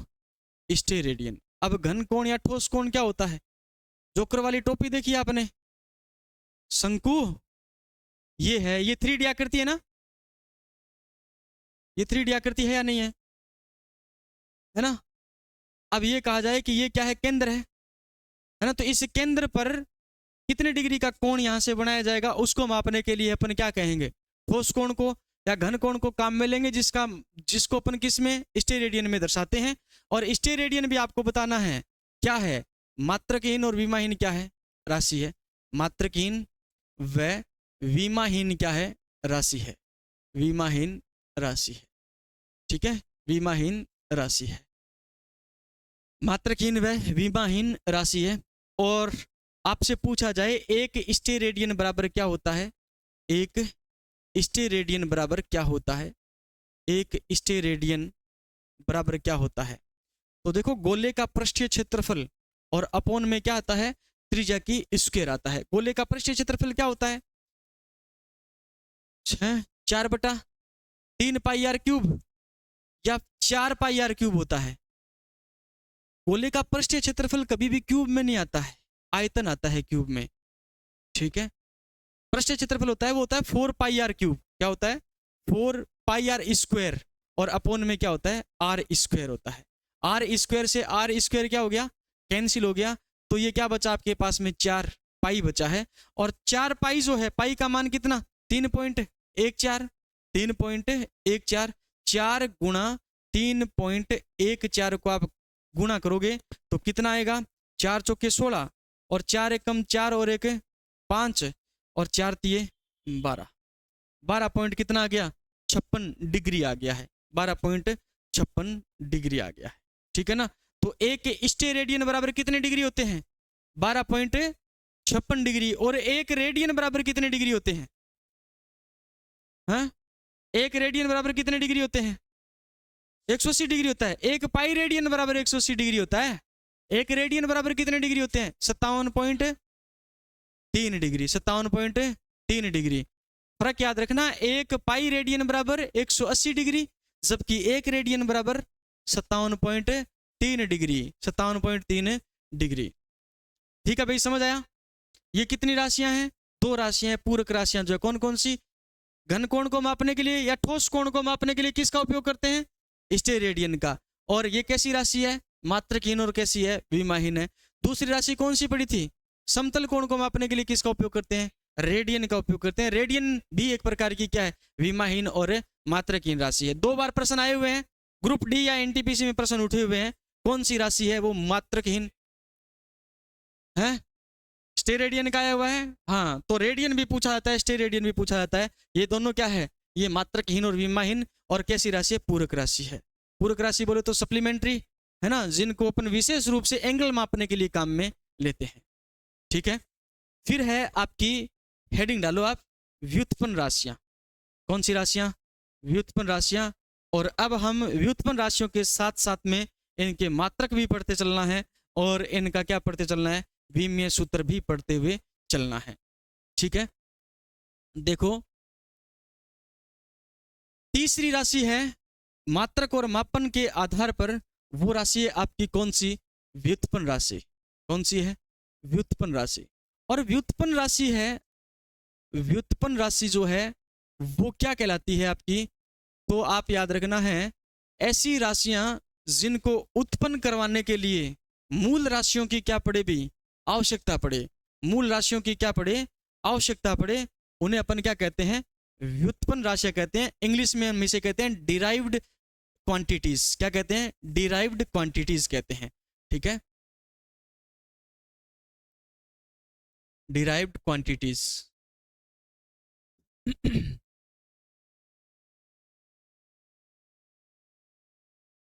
डिराइव्ड क्वांटिटीज, DERIVD, ठीक है, क्वांटिटीज, ऐसी राशियां जिनको उत्पन्न करवाने के लिए मूल राशियों की सहायता लेनी पड़े या मूल राशियों की आवश्यकता हो, मूल राशियों की आवश्यकता हो, उन्हें व्युत्पन्न राशियां कहते हैं, उन्हें व्युत्पन्न राशियां कहते हैं। सरल से कठिनता की तरफ बढ़ते हैं अपन, और शिक्षण सूत्र भी हमारा यही कहता है कि सबसे पहले सरल, उसके बाद में कठिन। तो सबसे पहली राशि है इसके अंदर, वो कौन सी है, तो आप याद रखना, सबसे पहली राशि है वो अपन लेते हैं क्षेत्रफल। क्या लेते हैं, क्षेत्रफल। अब आप कहोगे कि क्षेत्रफल कैसे व्युत्पन्न राशि हुई, तो क्षेत्रफल का फॉर्मूला सबको पता है, क्या होता है, लंबाई गुणा चौड़ाई होता है नहीं होता, लंबाई गुणा चौड़ाई। मैं ये कहूं कि मेरे पास एक ही लंबाई है, तो आप क्या क्षेत्रफल को लिख सकते हो, लंबाई एक ही है, क्षेत्रफल को लिख सकते हो, नहीं लिख सकते। दूसरी राशि क्या है, चौड़ाई, चौड़ाई एक प्रकार की क्या है, दूरी है, लंबाई भी एक प्रकार की क्या है, दूरी है।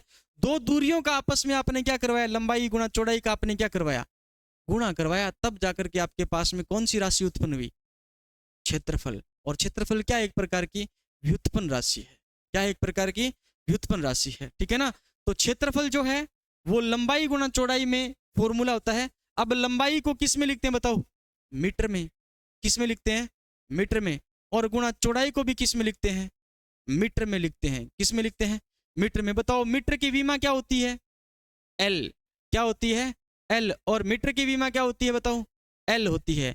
दोनों को संयुक्त रूप से लिखा तो हमने लिखा क्या, एल की पावर कितनी, तो ये क्या किसकी विमा होगी, क्षेत्रफल की क्या हो गई है, विमा हो गई है। किसकी विमा हो गई है, ये क्षेत्रफल की क्या हो गई है, विमा हो गई है। ठीक है, क्षेत्रफल की क्या हो गई है, विमा हो गई है। क्षेत्रफल पहली राशि है आपके पास में व्युत्पन्न राशि, कौन सी राशि है, व्युत्पन्न राशि। ठीक है, व्युत्पन्न राशि।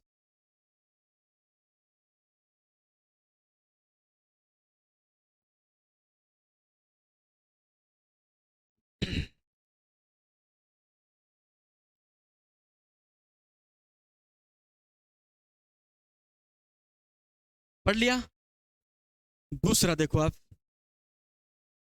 दूसरी राशि जो है हमारे पास में वो है कौन सी राशि बताओ, हमने लिया है आयतन। क्या लिया है, आयतन। अब क्या आयतन की विमा लिख सकते हो आप, आयतन का फॉर्मूला क्या होता है, लंबाई गुणा चौड़ाई गुणा ऊंचाई। तो हमने लिखा लंबाई, और गुणा में क्या लिखा, चौड़ाई, और गुणा में क्या लिखा है भाई, ऊंचाई, गुणा में क्या लिखा है, ऊंचाई। ठीक है ना, लखू चौधरी चोखो ऊंचो ऊंट ले आओ, वो फॉर्मूला तो पढ़ो आपनो है। हाँ, तो लंबाई गुणा चौड़ाई गुणा ऊंचाई, ऊंचाई भी दूरी है, चौड़ाई भी दूरी है, और लंबाई भी क्या है, दूरी है। तो इसका मात्रक मीटर, इसका मात्रक क्या हुआ, मीटर, इसका मात्रक भी क्या हुआ, मीटर, और इसका मात्रक भी क्या हुआ, मीटर। क्या हुआ है, मीटर हुआ है। ठीक है ना, तो फिर आयतन की विमा लिखोगे तो इसकी मीटर की विमा क्या, एल, और इसकी भी विमा क्या लिखोगे आप, एल, और इसकी भी विमा क्या लिखोगे आप, एल। तो 3L को जब गुणा किया तो L की पावर कितनी, 3, L की पावर कितनी, 3। तो ये किसकी विमा हो गई, ये आयतन की विमा हो गई है। किसकी विमा हो गई है, आयतन की विमा हो गई है। ठीक है, यहां तक तो ठीक है, लंबाई गुणा चौड़ाई गुणा ऊंचाई और लंबाई गुणा चौड़ाई ये कर लोगे। अब थोड़ा सा जहां से हमारी विमा पूछनी स्टार्ट हो जाएगा एग्जामिनर, वो याद रखना है। सबसे पहले आप 2 के बाद में 3 नंबर लिखो आप, क्या, वेग। 3 नंबर क्या लिखो, वेग।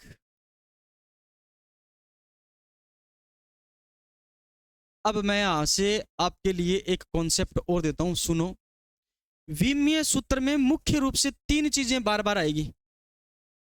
क्या आएगा, एक तो आएगा आपके पास में m, और एक क्या आएगा l, और एक क्या आएगा t।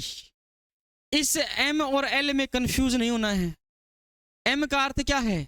मास यानी द्रव्यमान, है ना। m को कई बार अपन क्या समझ लेते हैं? मीटर समझ लेते हैं, और मीटर समझते ही हमारा प्रश्न क्या हो जाएगा? गलत हो जाएगा। ये क्या है हमारे पास में? द्रव्यमान है। ये l क्या है? तो l है हमारे पास में लंबाई। क्या है? लंबाई। और ये t हमारे पास में क्या है? समय है। t हमारे पास में क्या है? समय है। ठीक है, ये तीन चीजें हमारे पास में मेनली किस में होगी? एक विमीय सूत्र में होगी।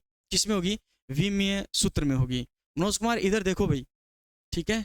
ये हमारे पास में इस प्रकार से तीनों को आपको बंद करना पड़ेगा बड़े से कोष्टक में, है ना। m, l और t।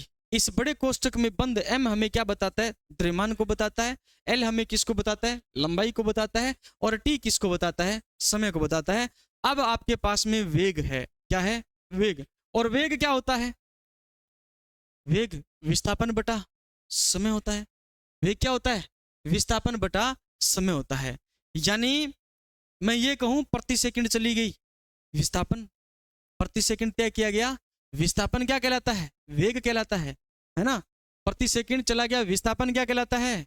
वेग कहलाता है। तो आपके पास में वेग का फॉर्मूला हुआ क्या? विस्थापन बटा समय।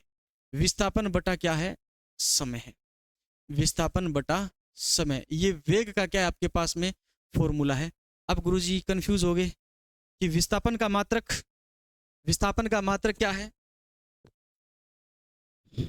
मीटर।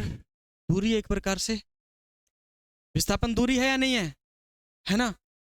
अब विस्थापन क्या होता है, दूरी क्या होती है, अपन बाद में पढ़ेंगे, लेकिन मैं थोड़ा सा बता देता हूं। ए है और बी पॉइंट है। ए से बी तक चलने के लिए हमारे पास में अलग अलग रास्ते हैं। ठीक है, ए से बी तक चलने के लिए क्या क्या रास्ते हैं आपके पास में? कि आप यहां से ऐसे जा सकते हो, वापिस ऐसे आकर के आप कहां पर आ सकते हो? बी पर आ सकते हो। दूरी चली है। आपके पास में रास्ता ये भी है कि आप खेलते खेलते घूमते घूमते घूमते घूमते कहां जा सकते हो? बी तक जा सकते हो। ये भी आपने क्या चली है? दूरी ही चली है। दूरी उसमें भी चली है, दूरी इसमें भी चली है। एक रास्ता आपने ये अपनाया कि ए से कहां गए आप? बी गए। दूरी यहां पर भी चली है, दूरी यहां पर भी चली है, दूरी यहां पर भी चली है, और दूरी यहां पर भी चली है। तो आपसे पूछा जाए विस्थापन कौन सा है? सीधी लाइन, बिल्कुल सीधा रास्ता, है ना। एक बिंदु से दूसरे बिंदु तक जाने के लिए सबसे छोटा सीधा रास्ता जो होगा वो आपका क्या कहलाएगा? विस्थापन कहलाएगा। और इस विस्थापन में जितना आपने समय लिया है वो आपका क्या कहलाएगा? वेग कहलाएगा। और इन दोनों कंडीशन में आपने जो समय लिया है वो आपकी क्या कहलाएगी? चाल कहलाएगी। क्या कहलाएगी? चाल कहलाएगी। समझ में आ गई बात? चाल क्या चीज होती है और वेग क्या चीज होता है? सामान्यतः वेग और चाल को अपन एक ही समझ लेते हैं। समझ लेते नहीं समझ लेते? प्रति सेकंड तय किया गया विस्थापन वेग, और प्रति सेकंड चली गई दूरी चाल। यहां पर चाल काम आएगी, यहां पर चाल काम आएगी, लेकिन यहां पर विस्थापन यानी वेग काम आएगा। समझ में आ गई बात? तो विस्थापन क्या है? ये है। मैं ये कहूं कि मुझे यहां से उस बोर्ड तक जाना है, तो एक तो मेरे पास ये रास्ता है, और एक मैं इधर से होकर के ऐसे जाऊं वो रास्ता है, और एक इधर से होकर इधर जाऊं वो रास्ता है। सीधा जाऊंगा वो बिल्कुल क्या है? विस्थापन है। वो क्या है? विस्थापन है। उसमें मैंने जितना समय लिया है वो मेरा क्या है? वेग है। वो मेरा क्या है? वेग है। और ऐसे घूमते घूमते आप तक होते हुए जाऊंगा वो मेरी क्या है? चाल है। वो मेरी क्या है? चाल है, क्योंकि उसमें दूरी काम आ रही है ना। ठीक है, तो आप समझ गए होंगे विस्थापन बटा समय क्या है? वेग है। विस्थापन बटा समय क्या है? वेग है। और विस्थापन का मात्रक क्या होता है? तो आप कहोगे मीटर। क्या होता है? मीटर। और समय का मात्रक क्या होता है? सेकंड होता है। क्या होता है? सेकंड होता है। और गुरुजी आपने बताया था मीटर को लिखते हैं एल से। किससे लिखते हैं? एल से। और आपने ये भी बताया था कि समय को लिखते हैं किससे? टी से। किससे लिखते हैं? टी से। अब इसको आप सरल करके लिखोगे तो एल को आप यहीं पे रख लो, टी को ऊपर जाओगे तो किस में बदल जाएगी? -1 बदल जाएगी। तो एल की पावर 1, टी की पावर -1। आपके पास में किसका विमीय सूत्र आ गया? वेग का आ गया। किसका आ गया? वेग का आ गया है। अब आपको अगर प्रश्न ऐसा मिले ना, क्या ये वेग का विमीय सूत्र है? m की पावर 0, l की पावर 1 और t की पावर -1। क्या ये है? है, क्योंकि m की पावर कितनी है 0, इसमें आपके पास में m है ही नहीं, m है ही नहीं, पावर 0 आपके पास में ये दिखा रहा है। अगर ऐसा मिल जाए तो ये चला वो मैं लिख देता हूँ m0 l की पावर 1 और t की पावर -1, एक तो ये है, और एक ये मिल जाए m0 l और t -1, क्या ये है ये भी है, ये सही है। l की पावर 1 लिखो या न लिखो, बात एक ही है, l की पावर 1 लिखो या न लिखो, तो बात ये भी सही है। समझ में आ गई बात? अगर आप m लिख करके छोड़ देते ना सीधा, फिर गलत हो जाती। जैसे ये, क्या ये बताओ ये है, ये नहीं है, इसका अर्थ m की पावर 1 हो गया, l की पावर क्या हो गया 1 हो गया, अब ये गलत हो गया। समझ में आ गई बात? ये हो सकता है, लेकिन इसको तो सरल करके लिखना पड़ेगा ना आपको, m0 और l पावर क्या है, l की अपॉन क्या है t, ये हो सकता है, लेकिन इसको आपको सरल करके लिखना ही पड़ेगा। हाँ वो ही आएगा, इसको सरल करके लिखना ही पड़ेगा, ठीक है।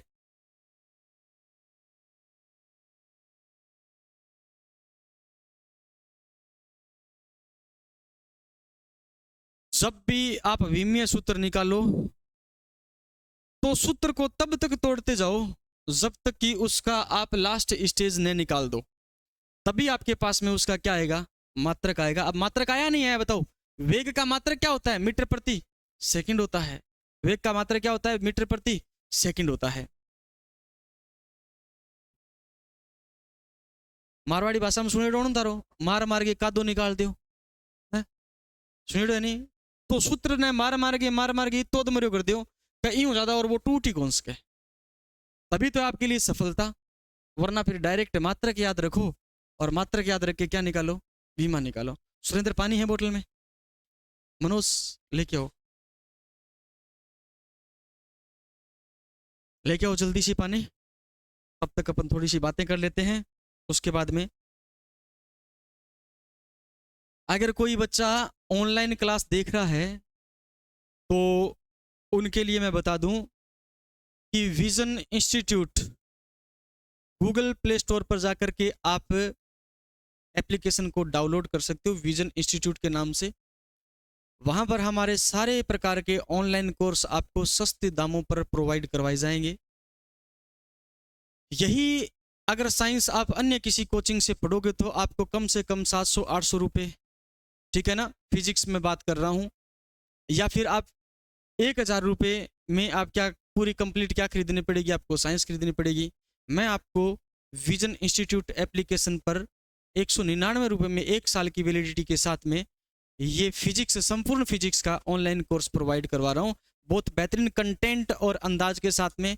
आज ही अगर कोई बच्चा नया जुड़ा है तो पहले GK by Ajay sir YouTube channel को सब्सक्राइब करो, GK by Ajay sir Telegram channel को ज्वाइन करो, है ना, और उसके साथ साथ में विजन इंस्टीट्यूट का एप्लीकेशन गूगल प्ले स्टोर पर जाकर के डाउनलोड करो और हमारे कोर्स को परचेज कर सकते हो आप, ठीक है।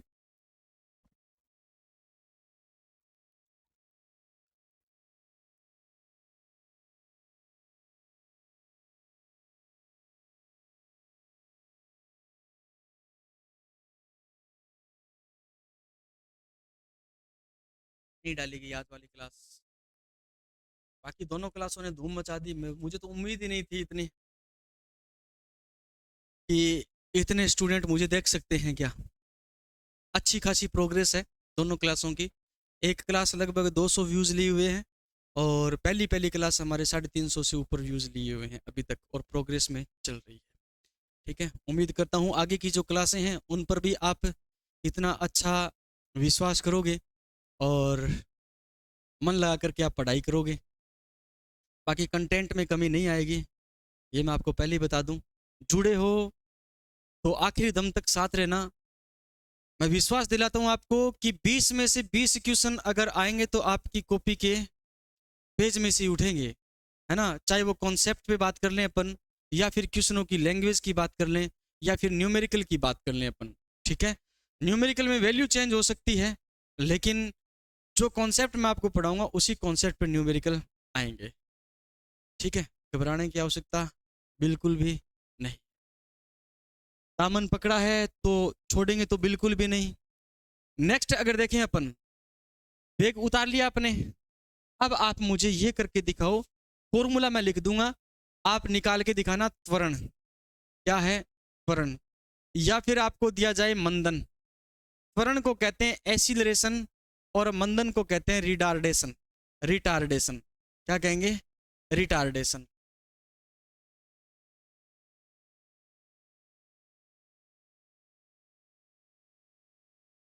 फॉर्मूला क्या होता है बताओ, वेग में परिवर्तन की दर क्या कहलाती है, त्वरण कहलाती है।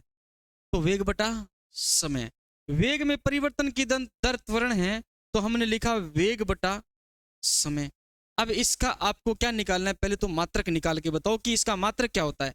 पहले सारे मात्रक निकालोगे, वेग बटा समय का मात्रक क्या होता है, उसके बाद में विमीय सूत्र निकालना है। मीटर प्रति सेकंड स्क्वायर, मात्रक निकाला, निकाल लिया ना मात्रक। अब देखो इसके दो तरीके हैं, एक तो आपने मात्रक निकाला, देखो वेग को क्या लिख सकते हैं अपन, मीटर प्रति सेकंड लिख सकते हैं, नहीं लिख सकते, मीटर प्रति सेकंड लिख सकते हैं। ये आपने लिखा वेग मीटर प्रति सेकंड, और पहले से ही क्या है, समय गुणा में है, नीचे भाग में है ना, समय पहले से ही क्या है, भाग में है, इस सेकंड के क्या आएगा, गुणा में आएगा, तो यहां पर दूसरा क्या लग जाएगा, सेकंड लग जाएगा। तो मात्रक हमारे पास में बना, क्या बना, मीटर प्रति सेकंड क्या बना है, स्क्वायर बना है। मीटर प्रति सेकंड क्या बना है भी, स्क्वायर बना है, ये मात्रक बना है। और विमा निकालोगे ना आप, तो देखो विमा, अब आपके पास में क्या है फॉर्मूला विमा का, एम एल और क्या है टी है, इसको कोष्टक में करो बंद, ये किया बंद। एम की पावर क्या, इसमें कोई द्रव्यमान दे रखा है, एम नहीं दे रखा ना, द्रव्यमान नहीं दे रखा, तो एम की पावर लगाओ 0, और एल की पावर मीटर 1 है, और टी कितना है, 2 है, ऊपर जाकर के किस में बदलेगा, माइनस में, तो टी माइनस में क्या हो जाएगा, 2 हो जाएगा, टी माइनस में क्या हो जाएगा, 2 हो जाएगा। त्वरण का निकाल सकते हो, त्वरण क्या है आपके पास में, वेग में परिवर्तन की दर, वेग में परिवर्तन की दर, वेग बटा समय, और वेग बटा समय का मात्रक बन गया आपके पास है मीटर पर सेकंड स्क्वायर। मीटर पर सेकंड स्क्वायर को आप लिख सकते हो एम नोट L1 और टी माइनस में 2। एम का अर्थ क्या हो गया, द्रव्यमान, क्या हो गया, द्रव्यमान। एल का अर्थ क्या हो गया, लंबाई, लंबाई यानी मीटर कितना 1 और सेकंड कितना 2, ऊपर गया तो किस में बदला। यही मात्रक आपको इस प्रकार भी मिल सकता है, मीटर सेकंड की पावर कितनी मिल सकती है, -2 मिल सकती है। ये मात्रक भी सही है, ये मात्रक भी सही है। समझ में आ गई बात, ठीक है। यहां से डायरेक्ट आप विमीय सूत्र निकालोगे तो यही प्राप्त होगा, और यहां पर टी माइनस में ऊपर जाकर किस में बदलेगा, माइनस में बदलेगा, ठीक है।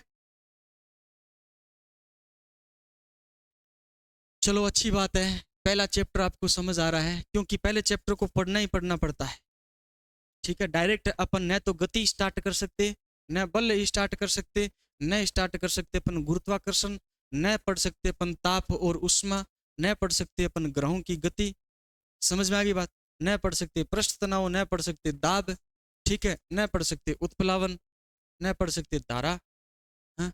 और क्या बच गया फिर, प्रकाश, और क्या बच गई, ध्वनि बच गई, है ना, और न ही पढ़ सकते चुंबकत्व। यहाँ पर आकर के आपकी पूरी फिजिक्स क्या हो जाती है, कंप्लीट हो जाती है। इसके साथ साथ में आधुनिक फिजिक्स और हैं, जैसे कि अपन बात करें रेडियो एक्टिवता है, रेडियो एक्टिवता समस्थानिक है, ठीक है ना, समभारिक है, ये रेडियो एक्टिवता के अंतर्गत काम आते हैं, ठीक है, वो भी और आ जाती है। कार्य ऊर्जा शक्ति है, ये उसमें आ जाती है, यांत्रिकी में आ जाती है, ठीक है। त्वरण के बाद में है आपके पास में बल, क्या है, बल, एक एक को पढ़ते जाएंगे। देखो बल का फॉर्मूला है आपके पास में, बता सकते हो क्या बल क्या होता है, बल फोर्स होता है, मानते हैं, एफ से लिखते हैं, किससे लिखते हैं, एफ से लिखते हैं, लेकिन बल का फॉर्मूला क्या होता है, आप किस प्रकार से बल को डिफाइन कर सकते हो, परिभाषित किस प्रकार से कर सकते हो, कैसे परिभाषित कैसे कर सकते हो, परिभाषित नहीं होता। बल की परिभाषा गति के प्रथम नियम से मिलती है, किस नियम से, आपके बल की परिभाषा गति के प्रथम नियम से मिलती है, और जो विमीय सूत्र होता है इसका वो द्वितीय नियम से मिलता है, द्वितीय नियम से मिलता है, द्वितीय नियम से ही मिलता है। ठीक है, और विमीय सूत्र और मात्रक इसका द्वितीय नियम से मिलता है। बल क्या होता है? बल वह बाह्य कारक है जो किसी गतिशील वस्तु में या तो मंदन उत्पन्न कर दे या फिर किसी स्थिर वस्तु में त्वरण उत्पन्न कर दे। ठीक है, किसी वस्तु में या तो क्या ला दे, मंदन ला दे, या फिर क्या ला दे, त्वरण ला दे। वो क्या कहलाएगा? आपका बल कहलाएगा। क्या कहलाएगा? बल कहलाएगा।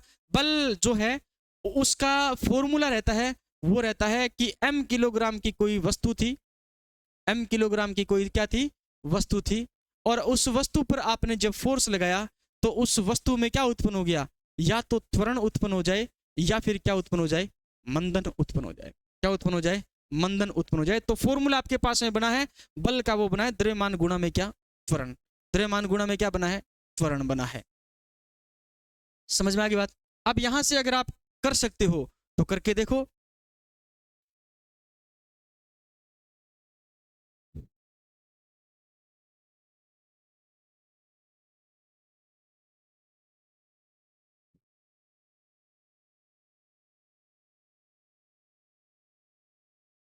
Kilogram metre square, kilogram metre square.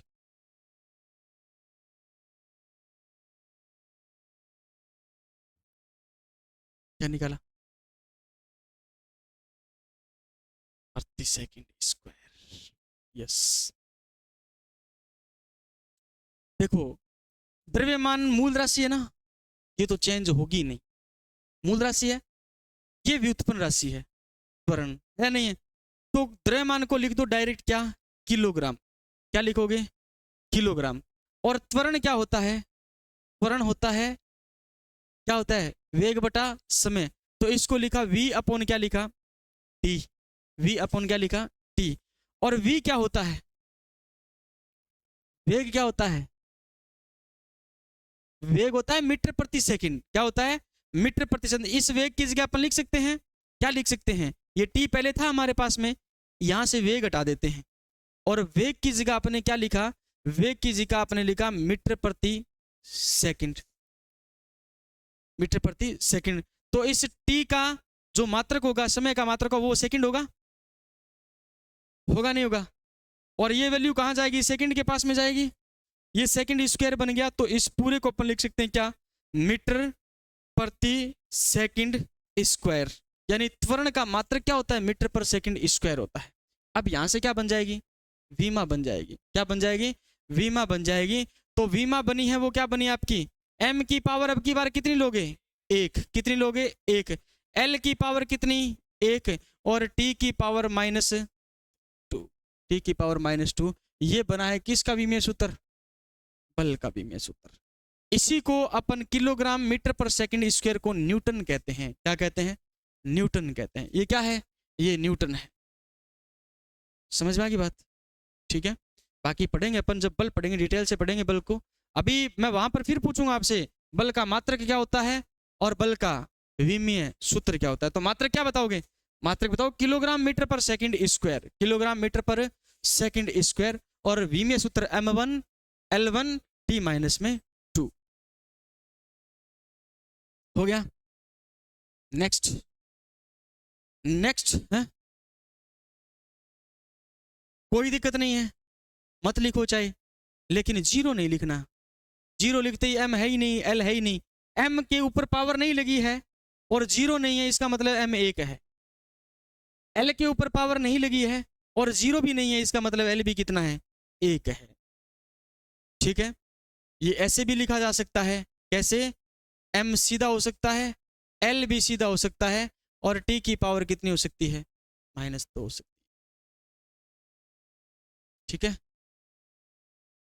चलें आगे।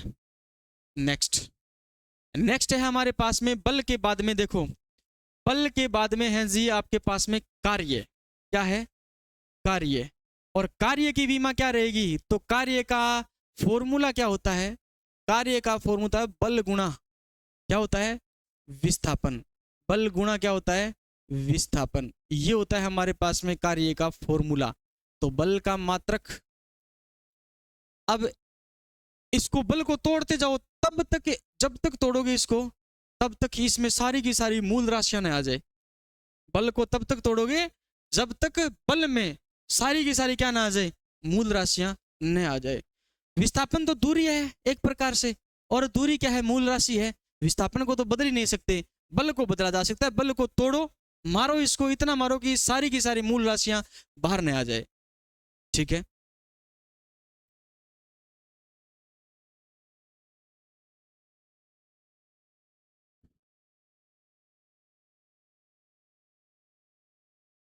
पढ़ो फिजिक्स को, इतना पढ़ो कि फिजिक्स से प्यार करने लग जाओगे आप। हाँ,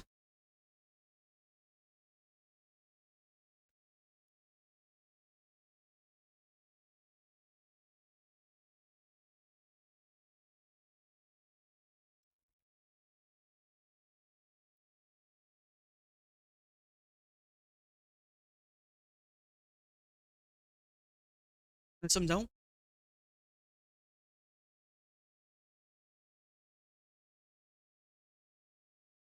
देखो इधर देखो, हाँ, m1 L2 T - 2 निकाला आपने। देखो इधर देखो, जिनको समझ नहीं आया ना, है ना, देखो इधर बार बार रिहर्सल करना है किस प्रकार से बल हमारे पास में होता है, द्रव्यमान गुणा में क्या होता है, द्रव्यमान गुणा में क्या होता है, त्वरण होता है। और इसके बाद में ये लिख दिया आपने इतना, इसके बाद में हमारे पास में क्या है, विस्थापन है। क्या है, विस्थापन। क्या ऊपर वाली चीज और नीचे वाली चीज समान है? एक ही बात है ना, एक ही बात। अब देखो, द्रव्यमान मूल राशि है और विस्थापन भी है, दूरी एक प्रकार की मूल राशि है ना। तो फिर क्या बच गया, द्रव्यमान को द्रव्यमान लिखो, द्रव्यमान को द्रव्यमान लिखो, और त्वरण को क्या लिख सकते हो बताओ, वेग बटा, वेग बटा क्या लिख सकते हो बताओ, समय लिख सकते हो। वेग बटा क्या लिख सकते हो, समय लिख सकते हो। और गुणा में क्या है बताओ, विस्थापन। गुणा में क्या है, विस्थापन। अब देखो, विस्थापन भी मूल राशि है, द्रव्यमान भी मूल राशि है, लेकिन अभी तक वेग हमारे पास में मूल राशि नहीं है। इसको मूल राशि बनाना है तो आप देखो क्या बनाओगे, ये लिखा आपने द्रव्यमान, क्या लिखा आपने, द्रव्यमान। गुणा में वेग को क्या लिख सकते हो, विस्थापन बटा समय। वेग को क्या लिख सकते हो बताओ, विस्थापन बटा क्या लिख सकते हो, समय।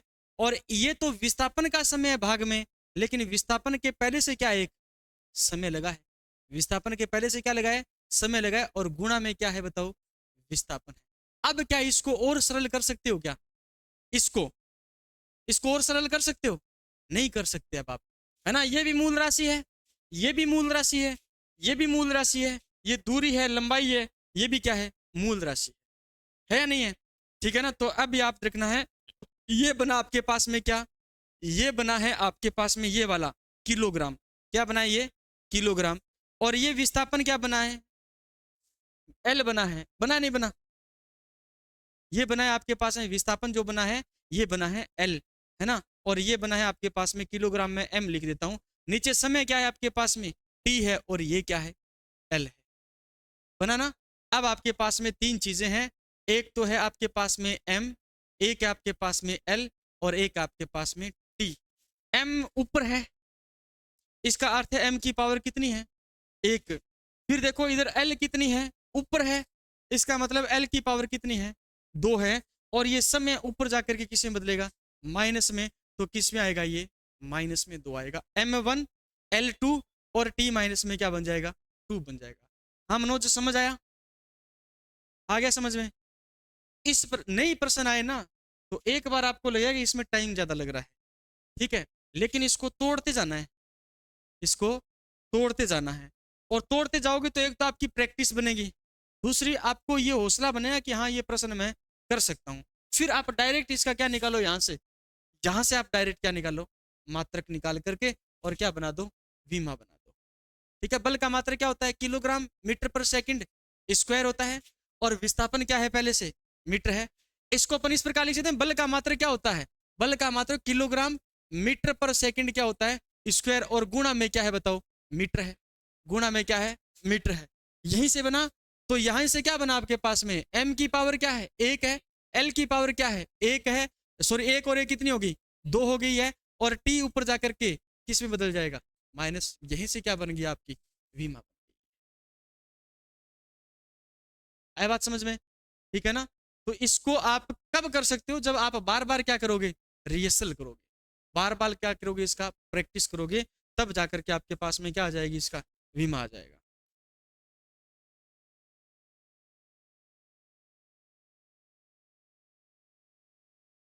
समझ आया। अगला लिखो आप संवेग, क्या लिखोगे, संवेग। अब संवेग क्या होता है, संवेग, संवेग का निकाल के दिखाओ आप मुझे। एक निकाल लो आप गतिज ऊर्जा का, गतिज ऊर्जा का, गतिज ऊर्जा का, और एक निकालो आप स्थितिज ऊर्जा का, स्थितिज ऊर्जा का। देखो संवेग होता है, द्रव्यमान गुणा में क्या होता है, वेग होता है। गतिज ऊर्जा होती है वो 1/2 mv² होती है, और जो स्थितिज ऊर्जा होती है वो होती है mgh होती है, mgh होती है।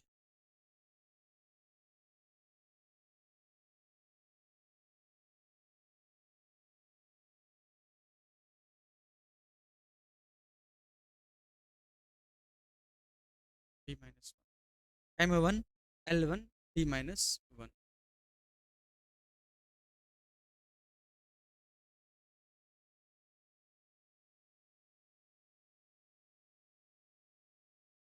कोई दीवाना कहता है, कोई पागल समझता है। कर लिया। धरती की बेचैनी ओ बादल सुनता।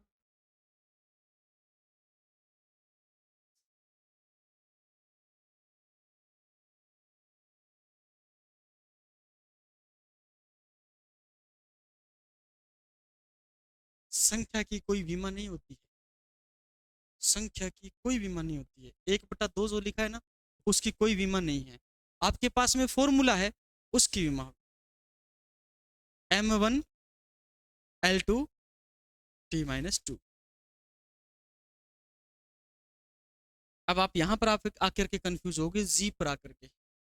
जी गुरुत्वीय त्वरण है, और त्वरण है इसका मतलब मीटर प्रति सेकंड स्क्वायर, मीटर पर सेकंड स्क्वायर। त्वरण का मात्रक क्या होता है, मीटर पर सेकंड स्क्वायर होता है, चाहे वो गुरुत्वीय त्वरण हो, चाहे फिर वो क्या हो, रेखीय त्वरण हो, बात एक ही है।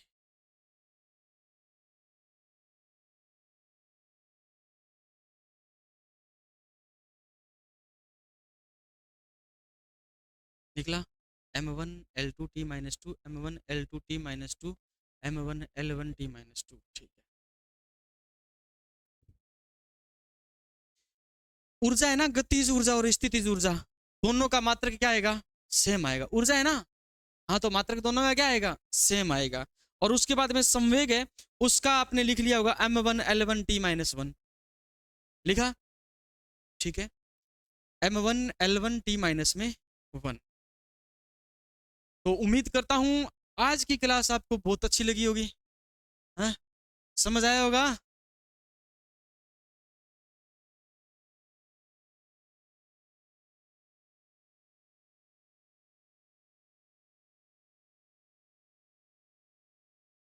6 में बनेगा, समान होगा। गतिज ऊर्जा का और स्थितिज ऊर्जा का मात्रक जो है वो क्या होता है, अलग अलग होता है।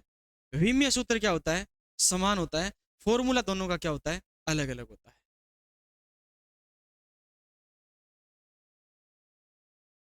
ठीक है भाई, कैसी लगी आपकी आज की क्लास, बढ़िया, फर्स्ट क्लास, समझ आ रहा है, समझ आएगा। और कल परसों हो सकता है 2-3 दिन के अंदर चैप्टर तो कंप्लीट हो ही जाएगा, ठीक है। मिलते हैं अपन कल फिर 3:30 बजे। आज के लिए इतना है।